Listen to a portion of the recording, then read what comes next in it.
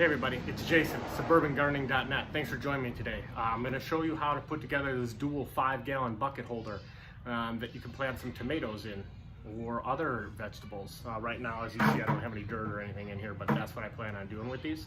So I'm going to show you how to put this together today. I will include the directions in the YouTube description. If you want the actual layout of the directions, go ahead and click on that. We'll get you over those. And also, please hit subscribe for me if you would on the YouTube page. I would appreciate that very much. All right, let's get into it, and thanks for joining me today. So here we have the final product, and what I wanted to show you really quick here is there are a couple variations that you can do with this. Because the only type of saw that I have is a handheld saw like this. I did not cut these on 45-degree angles. You can do that. But based on the tools that I have, it is not the easiest way to do it. And if all you have is a handheld saw, I would not expect you to do that. It'd take a little bit too much time and would never really match up properly. If you do have a table saw or a crosscut saw, you could probably get it done properly.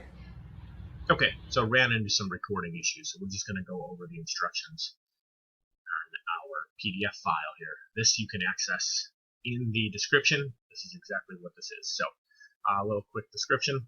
Tools needed. Here we go. Got our tape measure, speed square, our pencil or marker, our screws, 2.5 inches what I used.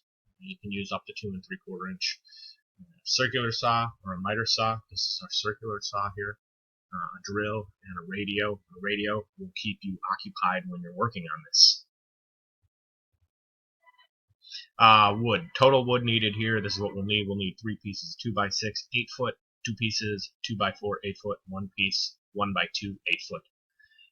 This is, you can use construction grade or treated lumber or anything you would like out of this. The cheapest that you're going to find is construction grade. Treated lumber is a little bit more expensive, going to last a little bit longer, but construction grade should hold up pretty well outside also. As far as cutlass goes, here's our description of what you're going to need.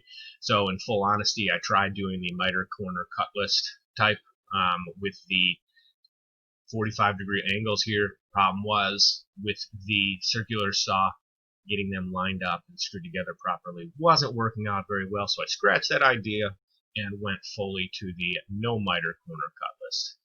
The bottom of the stand is optional. If you put the bottom of the stand on, the buckets will sit inside of there and you cannot pull the box straight off of it. You can set the buckets on the ground and put the box directly over them. But if you put the bottom on, it will sit in the stand. So here's our cut list of stuff. So you get all these down here. And what you're going to want to do is, first thing you want to do is you're going to fasten a 2x6 15.5 inch to the end of a 2x6 25-inch piece. As you can see here, I use 2 screws, one top, one bottom. Make sure you stay pretty far away from the edge so that you do not cut this, so that the wood does not split as you're screwing them in.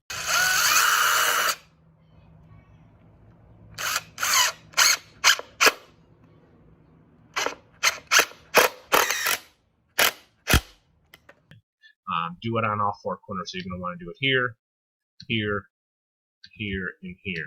That's going to do the first layer. We're going to do the same thing again with the balance of the 2x6s. So we're going to make 3 boxes total. Once you got the 3 boxes total, stack them on top of each other, and then take a piece of the 1x2 on the corner of the box. I let it sit the 1x2 flat on the ground. This is a 16.5 inch piece, 1x2 right here. It slides in right here, or as you can see, would be right here. You're going to want to screw it in. 1, 2, 3 screws is what I used, and I repeated that for all 4 corners. That way it stays together and we're all set and ready to go. Now this is where we can put our top on. As you can see, I use the square version here, not the 45. If you use a 45, it would run like this, and you could try to put it together, but I found this way to be a little bit easier. with simply just a circular saw. So put that first one down. Make sure you keep this 2x4 here directly on the edge of the 2x6. So you're going to take the edge of the 2x4, match it up with the top of the edge of the 2x6, screw it down, put one on each edge. Might want you to put one in the middle too if you feel the need to. And then do the same thing again on all four sides. So just take this one, match it up with this one, screw it in, 2 screws each.